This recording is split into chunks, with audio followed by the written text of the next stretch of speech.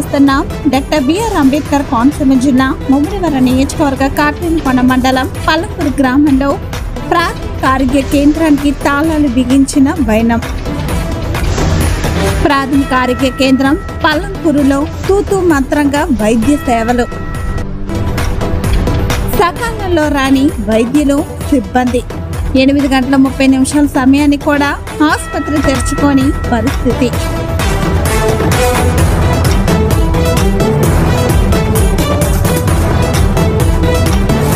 అందుబాటులో ఉండాల్సిన 2 వైద్యులను నెల రోజుల క్రితం బదిలీపై పంపిన వైనం. ప్రసవాలు ఎక్కువ శాతం సిహెచ్సిలు ఏరియా ఆసుపత్రిలోనే. అత్యవసర స్థితిలో ఆసుపత్రికి వెళ్లాలంటే దాదాపు 8 కిలోమీటర్లు వెళ్లాల్సిన పరిస్థితి. రాత్రి వేళలో రోగులకు తప్పని ఇక్కట్లు. 24 గంటలు ప్రజలకు అందించవలసిన వైద్య సేవలు అరకొరగా అందిస్తున్న వైద్య సిబ్బంది.